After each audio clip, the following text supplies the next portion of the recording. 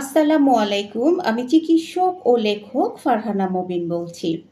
আজকে আমি আপনাদেরকে বলবো প্রেগন্যান্সিতে ইনসুলিন ইনজেকশন সম্পর্কে।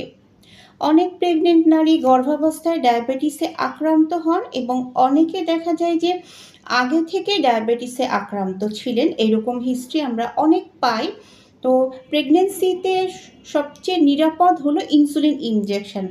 যেহেতু এটা injection, regular blood sugar check করতে হয়, সেহেতু ইনসুলিন ইনজেকশন নিতে অধিকাংশ প্রেগনেন্ট নারীরা খুব ভয় পান এবং অনেকের মধ্যে এক ধরনের ভুল ধারণা থাকে যে একবার যদি ইনসুলিন ইনজেকশন নিতে হয় তাহলে সারা জীবন ইনসুলিন ইনজেকশন নিতে হবে, সারা জীবন কষ্ট করে সূচের খোঁচা খেতে হবে, কখনো আর ইনসুলিন থেকে ওষুধে কনভার্ট করা যাবে না, অথবা সারাটা জীবন এই কষ্ট করে ওষুধও খেতে হবে, ইনসুলিন ইনজেকশনও নিতে হবে।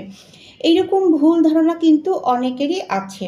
আমি সকল প্রেগনেন্ট নারীর উদ্দেশ্যে বলতে চাই যে ব্লাড সুগার বেশি হলে আমরা for the time being insulin injection দিই।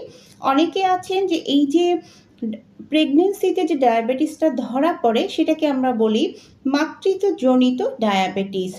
এই ডায়াবেটিসটা অধিকাংশ প্রেগনেন্ট উইমেনদের ডেলিভারির পরে, যারা ব্লাড সুগার কন্ট্রোল করতে পারেন, সেইভাবে ফুড হ্যাবিটগুলো মেনে চলতে পারেন, সেইভাবে লাইফস্টাইল মেনটেন করতে পারেন। যদিও এটা ঠিক যে ডেলিভারির পরে যারা ল্যাকটেটিং উইমেন তাদেরকে তো আসলে ওইভাবে খাবার কন্ট্রোল করা যায় না, কিন্তু একজন পুষ্টিবিদের কাছে যে হোক অথবা যেইভাবে হোক তিনি যদি ব্লাড সুগার কন্ট্রোলে রাখতে পারেন তখন কিন্তু আর ইনসুলিন ইনজেকশন নিতে হবে না। ব্লাড সুগার কন্ট্রোলে চলে আসলে তখন শুধু ইনসুলিন ইনজেকশন কেন, অনেকে আবার মানে দেন, ওষুধ দেন। কিন্তু আমি যেমন আমার যে প্রেগনেন্ট উইমেন যে পেশেন্ট যারা, আমি তাদেরকে মুখে খাবার ডায়াবেটিসের ওষুধের পরিবর্তে কিন্তু ইনসুলিন প্রেফার করি, কারণ প্রেগনেন্সিতে ইনসুলিন ইনজেকশন কিন্তু মুখে খাবার ডায়াবেটিসের ওষুধের তুলনায় কিন্তু অধিক নিরাপদ।